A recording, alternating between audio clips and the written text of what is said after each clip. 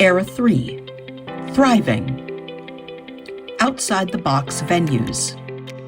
We always say to our authors, make sure that you embrace those outside the box venues like cafes, coffee shops, barbecue places, anywhere where you think your audience is going to be. And by this point, you guys probably know, just someone who reads is not your audience. You want to think about your genre. You want to think about the ages of your characters. You want to think about the topic of your book. But anywhere in your community is a great outside the box venue that is willing to work with artists in the art. If there is, now I'm not talking about a Starbucks, I'm not talking about any corporate venues. What I'm talking about is independent venues, coffee shops, cafes. If you have magic in your book, new age shops. If you have a strong history component, your local community museum, which we have several here in Kitsap. But again, trying to speak more universally, outside the box venues are any venue that isn't a bookstore. And if it's a venue that you frequent yourself, you already have both feet in the door. So what I love about these is, as an author, I will walk up to the barista I already know and say, John, I know that Susan is the manager here. When is she in? I would love to talk to her about maybe setting up just a little table, or maybe even at that little table in the corner once a week, and just, having my books out, talking to people as a local author, and I would give you guys 10% of the sales. Okay, that's a very basic and simple approach. Now, again, there are some places where there is no charge. But if this isn't something that they're already doing, artist showcases, then it is standard to offer them some kind of take on your sale. So yeah, check out your outside the box venues. And moving right along, at least again, as an author, what I do is I will go in with a copy of the book or books that I intend to sell, and I will intend to give those books to said manager. So that is my investment to them. Now, often, if it's a no, they're most certainly not going to take the books from you. If it's an instant no. But sometimes it's a, let me take a look at them. Yeah. Okay, and I just rattled off it. Hardware stores, coffee shops, bakeries, cafes, libraries. Now you might say, Jennifer, library, that's a standard location. No, actually it isn't. This is about walking into your local libraries and saying, would you like me to come and talk about what it is to be an author? And also have the books there, and then people are not going to buy from you at a library. Don't ask a library to let you sell your books. Okay. Community centers, schools, churches, farmers markets, and crafts fairs. If you have a writer's group or a club that you attend, one of the things that you can do is one person can be chosen, or two people, perhaps a man and a woman can be chosen, to go into a venue to say, we would love to have someone here every day, a different author each day. It'll just be right at that little table you have in the corner. We will not impede traffic or get in the way of you doing your business, but wouldn't it be great to showcase some local authors? That would be something that you could do as a group, so that then it isn't like you're coming in and saying, I would just like to do it. You could say, hey, maybe you have a flyer with a photo of 4 authors and a little bio about what each of them write, one of each of their books, and you walk in and you say, what do you say? Wouldn't that be great? Local, national, and international touring. Before I talk about actual touring, so touring is when you are traveling and doing events. They are usually not outside the box events, but rather bookstores. And I always say there's 3 kinds of touring: local, national, international. Local is things where you sleep at home. That's the easiest way. National could be just, even if you're a Washington author, you also are doing Portland. The minute you're out of your state, the minute you're not sleeping at home at the end of the day, it's usually considered a national tour. An international tour is anything outside the country. So first, a couple of just really, really quick definitions is 96% of all stores purchase from Ingram, okay? So vacation touring is when you say, my daughter lives in Georgia. I can go, I can stay with her for a week. can I do some touring while I'm there? You say to your publisher. So your lodging is covered, your food is covered. Okay, so again, you're calculating your costs to make sure this is worth it. And you say, okay, and I'm in a town called Smallville. Smallville, though, it has 3 Barnes and Nobles, all within 30 minutes of where you're staying. Those 3 Barnes and Nobles are not going to have you. One of them will, because bookstores will not do competing events. So if you're visiting your daughter for a month, I can likely, as a publisher, get you 2 events, 1 every 2 weeks.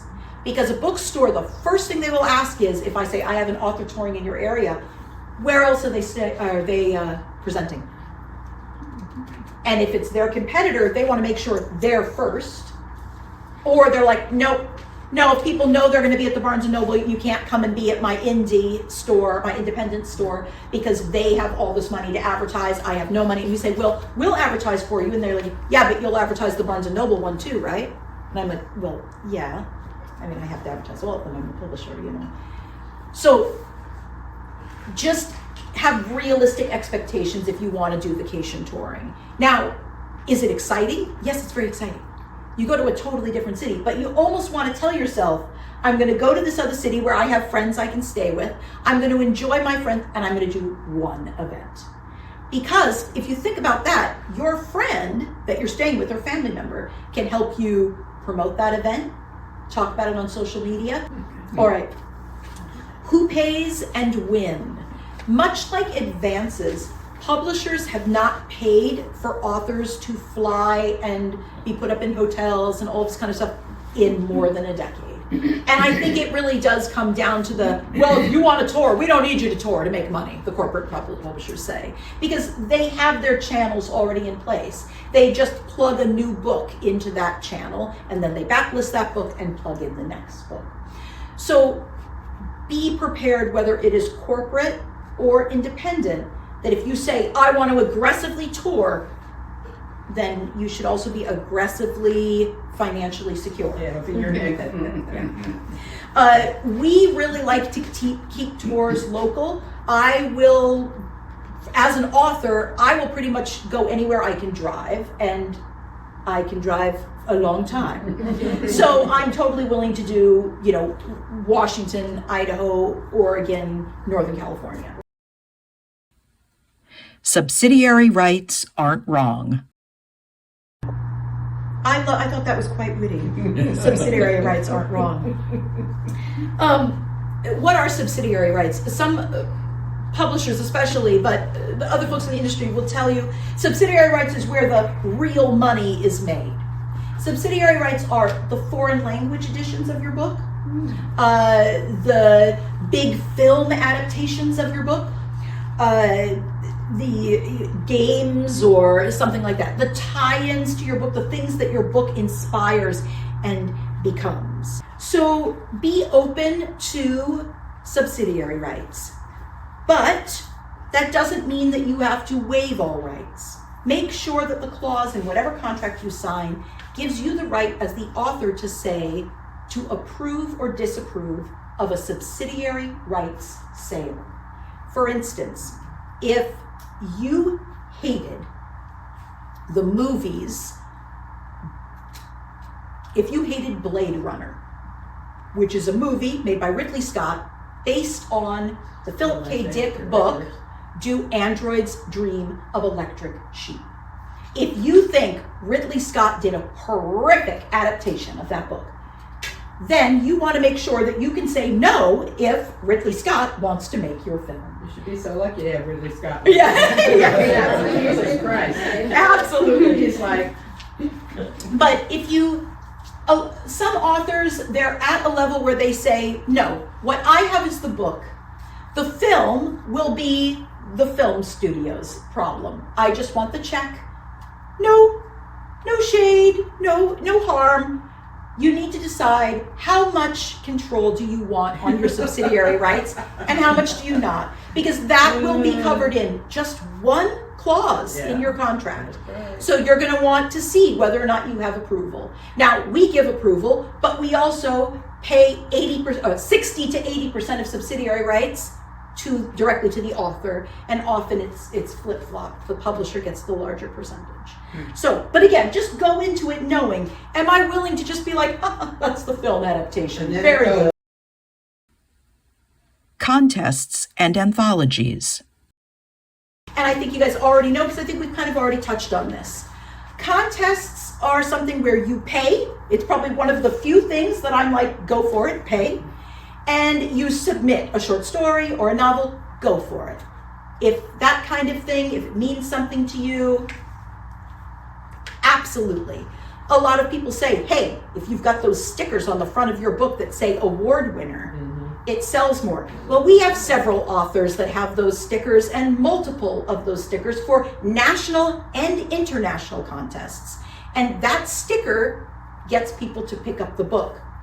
But they don't outstrip, like, oh, runaway, more sales than everyone else. Absolutely not. So I tell folks, if you have a book that really fits a contest, not just novels, but historical fiction, biblical fiction, science fiction based in Washington, something like that, go ahead. Send to that contest. See if you can get even an honorable mention or place, something like that, go for it. However, anthologies. I am a huge proponent of anthologies. I say any anthology you can do it. Like Dave was saying, I was in the exact same, not the exact same, I was writing science fiction, Dave was writing Christian fiction, but we both submitted work to Unnerving anthology, which is absolutely surrealist horror. But I just thought, I want that audience. I feel like there's a crossover in that audience. I think because of what you have at stake in your books, your novels, you put your characters in such peril. And sometimes it is, like Jennifer, the Bible is full of peril, what can I say? I think that excitement feeds into the audience of the Unnervings, and I think that's a good crossover. But for anthologies, I always say, all you're doing there is continuing to hone your craft. Anthologies, you would never, ever pay for a publisher to look at your work, never pay to be included in an anthology, never pay to be represented by an agent. So a contest, almost always you're going to pay a fee, but submitting for an anthology should be completely free. If it isn't, it's not legit. All right. So what do these things give you? Obviously, name recognition. It's just like the idea of political signs. It puts a name in our head. Style recognition. It gives someone a sample of your work, and if they like your style, I'm going to look this person up. Free advertising. A contest, you do have the contest fee, but with anthologies, it is truly free advertising. And who pays for contest submission fees? I will say, I did want to touch on this.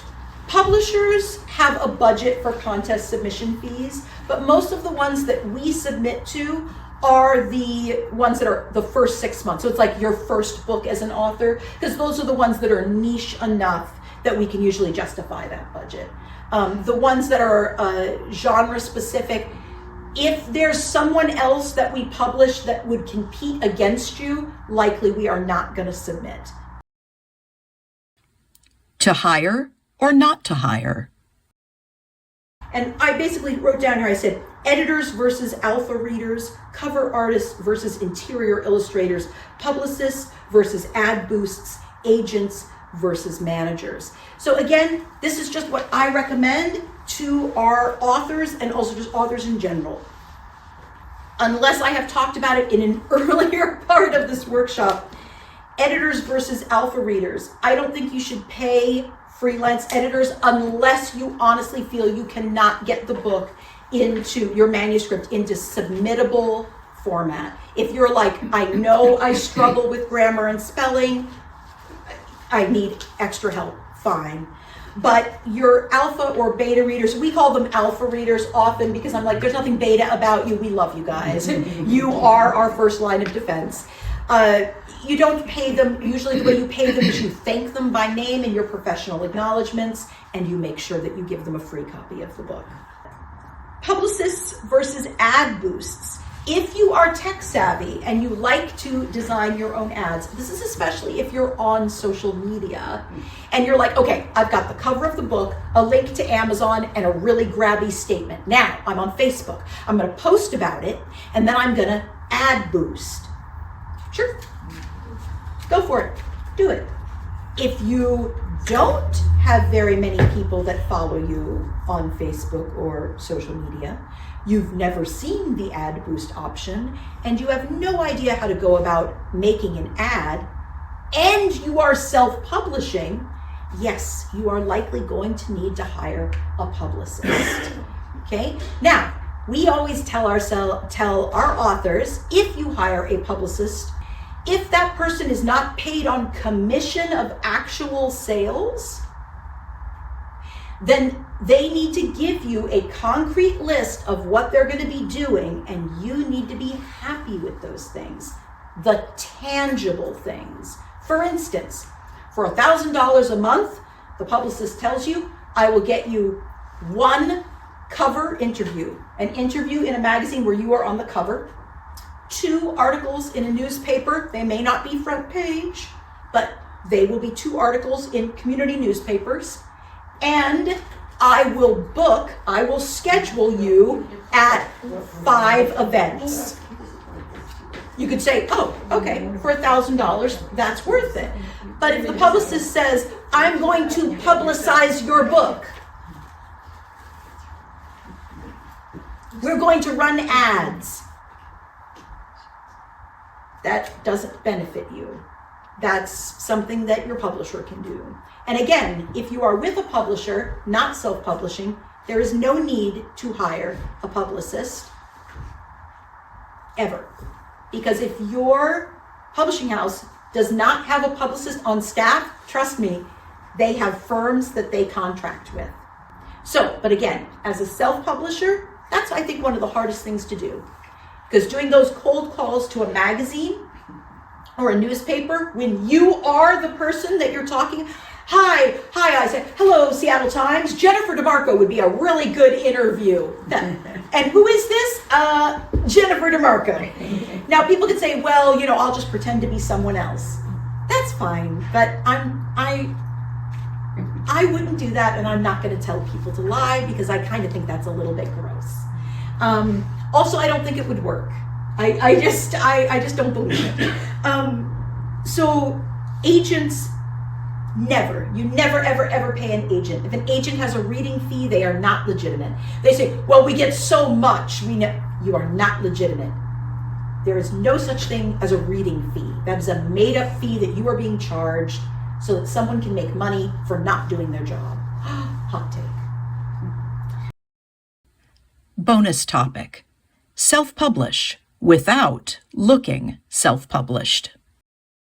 The bonus topic that I promised I would touch on was simply, I don't know if any of you guys actually need this, but this is my list of how to self-publish without looking self-published, and I'll rattle these things off and folks can just Google them. You have to work with Ingram Spark, and they have to be 100% returnable. You need to go to Bowker, and just Bowker.com, I believe, is their website, and you need to buy your own block of ISBN so that you own your prefix. You need to have a website for a company, because remember, you're a self-publisher, and you have to have a publishing house that you're publishing under. You can't, I guess you could call it Jennifer DeMarco Books, but that's going to close a lot of doors for you. So now you're going to have to make up a press name. You're going to have to get a business license as that press name. So you need to have your business license, and you need to have your press business card. So now you have an author card and a business card for your it's not make-believe, but your self-published one author press. You need to do cover research at a bookstore by going and looking at your covers. You need to use proper AI use ethics. If you use AI in any way in your content, you must disclose it. You'll see that when you work with Ingram Spark or Amazon KDP. They will ask you, has AI been used to create this content? Your cover, if it is created with AI, It should be created with multiple images that have been amalgamated into one by a talented artist in Photoshop. If you just have AI spit something out at you, make sure that you check it using Google Lens to make sure that it is not 40% or more similar to an existing piece of copywritten artwork. AI will not do that for you. Okay, phone calls. Make sure that you love doing phone calls. A lot of what it is to be a publisher is making cold calls and talking to people. Sometimes people are rude, sometimes people are rushed, sometimes people are mean. Launch event. You should do readings and signings, but you should absolutely do a launch event. Remember Avon parties? That's what a launch event is. It's with your friends, family, coworkers, fellow retirees, church members, wherever your community is, host an event. Celebrate the book. It should have the book there. It should be a totally normal thing that someone walks in and you have a Stripe or a way to run credit cards. PayPal has one, Square has one, Stripe has one. Everyone buys a book, you read the book, you talk about the book. That's your launch event. Smart quotes, apostrophes. Guys, in books, you know the little quotes that go around dialogue? The double quotes, okay? If they are just straight up and down, they just like that means they're dumb quotes. If they curl in toward the dialogue, that's called a smart quote. Apostrophes should curl, like an apostrophe. If it's just straight up and down, that's called a dumb apostrophe. That means that you're using something without formatting. It means that your book has not been proofed. It means it is self-published by someone who doesn't understand that those straight up and down double quotes and that straight up and down apostrophe are for mathematics, not for literature, ever, without exception. Also, books need to be justified. That means they have a smooth right and left edge. They are not ragged. So that's like where it's smooth, the text all lines up on one side, but then it's ragged on the other side. That means that it hasn't been laid out in an actual layout and publishing program. Books in America do not have ragged right. They are justified. Headers. Headers say what the book is. They run on every page and they're at the top. Sometimes there's also a page number up there. A page number can also be at the bottom of the book. That's perfectly fine as well. But your header is like your title and the author name. It goes up. Again, if that's not in a book, it was likely self-published and someone isn't working in actual layout and design software. So that is, oh my gosh, that's so perfect then. And that is actually it. Also, the last thing I always add in for self-publishers is your margins. Make sure that your inside, which is called the gutter, is 1 inch minimum, and your outside is 1/2 inch minimum. Those are just some simple things. Also, never let your cover be muddy. It should have vibrant colors, and the printing of the cover should be crisp. If you're going to a bookstore and looking at other covers, remember, it should fit in and stand out. That's it, you guys. If you'd like to find out more about Blue Forge Group and our other educational offerings, please visit www.blueforgegroup.com.